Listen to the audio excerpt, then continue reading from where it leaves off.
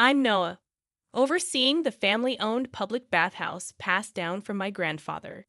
Together with my wife Emma, we experienced a pivotal moment with a child. On an early spring evening, still carrying a lingering chill, past 9 o'clock after our last customer had left, Emma and I were wrapping up the day's work at the bathhouse. While Emma attended to the interior cleaning, I headed towards the entrance. As I approached the garbage disposal area a little distance away, I noticed a small figure.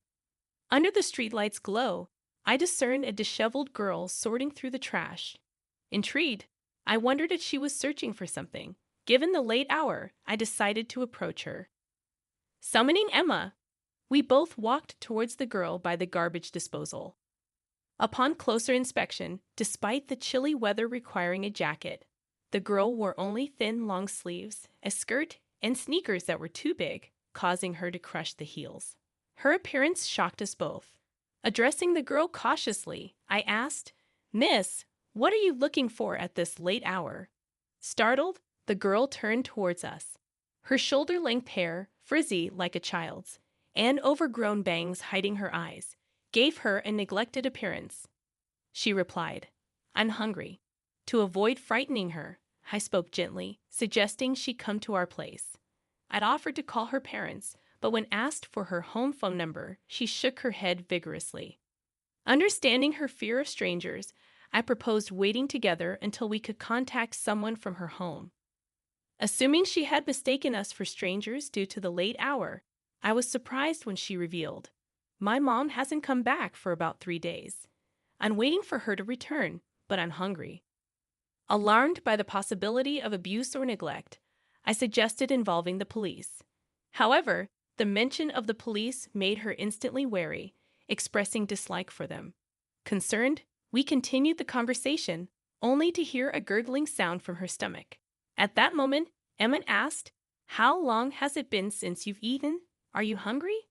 I scanned for any available food, realizing I hadn't eaten since morning. Neither my wife nor I knew how to respond to the girl's revelation. She hadn't eaten all day, searching through the trash in the late hours while clad in thin clothing. The grim reality of her situation weighed heavily on us. In a surprising turn, my wife suggested, "Would you like to come to our home?" Her words startled me. Taking a stranger's child home without involving the police could lead to complications later. I glanced at my wife, wondering if she grasped the potential risks. She met my gaze and said, "I understand what you're thinking. As adults, it's the right thing to involve the police. However, I can't ignore a shivering and hungry child standing right in front of me." Her perspective resonated with me, and I made a decision.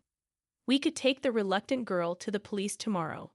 But for now, the immediate concern was providing a warm place and satisfying her hunger. With a reassuring smile, I extended my hand to the hesitant girl, saying, "It's okay. Come to our place." After a moment of hesitation, the girl reached out and took my hand. My wife took the girl's other hand, and the three of us, hand in hand, headed back to the bathhouse. Upon our return, we learned the girl's name was Mia. While my wife took Mia into the bath, I prepared some clothes. Mia's current attire was dirty and too cold-looking, so I selected suitable replacements from my wife's wardrobe: a pair of drawstring pants, a shirt, and a jacket. The drawstrings on the pants would secure them in place. Swiftly, I rushed to the convenience store to purchase small women's underwear, ensuring Mia had everything she needed. I also grabbed the toothbrush before finishing my preparations. By the time I was done, my wife and Mia emerged from their bath. The clothes and underwear appeared a bit oversized, but Mia managed to put them on. The once pale-faced girl now looked more like a child, her complexion returning after the bath. Her washed and dried hair was smoother, though her bangs were too long. My wife secured them with a pin, revealing the lovely face hidden beneath. I asked, "Did you warm up?" Mia nodded eagerly, expressing excitement.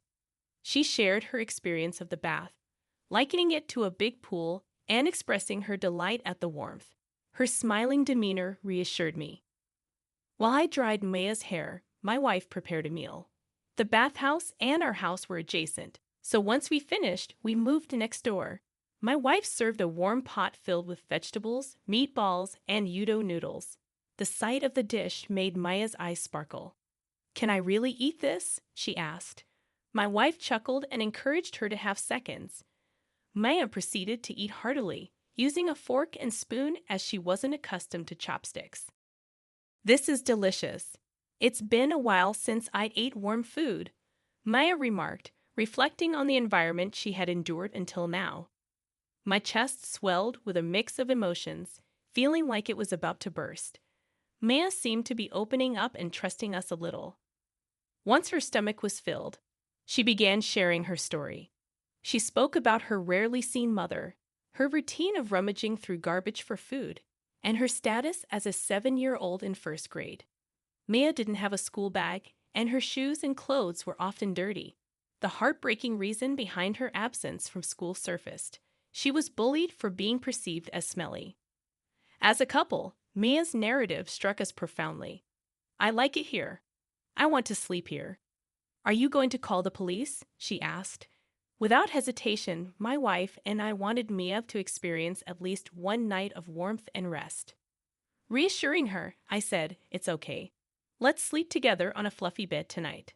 But could you go to the police with us tomorrow?" "Don't worry, they are kind. Your mom might be worried too." Mia, who had been silent for a while, rubbed her sleepy eyes and expressed, "I hope so. I hope she is worried, Mom." I wanted to comfort her, but I couldn't easily speak positively about a mother who had likely abandoned her child. Temporary comfort might hurt her later. In the room, I prepared the bedding, and Mia happily got into the bed. It was her first time sleeping in such a fluffy bed, and she marveled at its warmth. Concerned about her being cold, she mentioned, "I hope she is not cold. It will be nice if she could sleep in a warm bed too." Silently shedding tears, my wife and I were moved by her brave concern for a mother who left her without food. I struggled to hide my emotions from Mia, who was already drifting into sleep. The next day, my wife and I accompanied Mia to the police box. I couldn't forget the slightly lonely look on her face as we said our goodbyes. Saying goodbye to Mia and her mother was a bittersweet moment. Despite the lump in my throat, I managed to offer a smile. "Yeah, hopefully we'll see each other again someday. The police will take good care of you from here, so you have nothing to worry about," I reassured Mia, who nodded in understanding. As we departed from the police box, my wife hugged Mia tightly, waving at us with a smile. Maya left an indelible mark on our hearts. Though we had grown close to her in just one night, bidding farewell was a painful experience. On the journey home, my wife expressed deep concern about Mia's future. We were a childless couple who had once dreamed of having 3 kids. However, fertility issues, specifically ovulation problems, plagued us. Despite a decade of infertility treatments, we remained childless. We decided to cherish our time as a couple, having tired of the emotional roller coaster associated with conceiving. Our focus shifted, and we lived a quiet life together. Our own struggles made us particularly sensitive to the suffering of children at the hands of neglectful parents. Unable to shake our worries about Mia, we contacted the police box where we had left her. They informed us that Mia's mother had not returned, and Mia was headed to a children's home. Due to our role in finding her, we learned the name of the facility. Promptly, my wife and I visited Mia at the children's home, discovering a multitude of children separated from their parents for various reasons. Mia, upon seeing us, immediately embraced my wife, expressing, "Aren't you and your wife going to stay with me?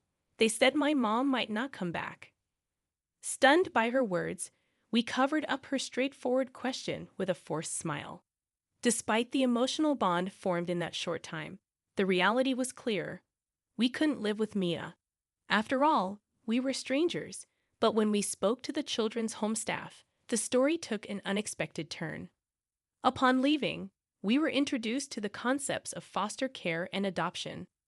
Sensing a pivotal moment, I glanced at my wife, who met my gaze with earnest eyes and nodded in agreement. That marked the moment we decided to explore these avenues. Learning about foster care and adoption that day prompted us to sign the necessary documents.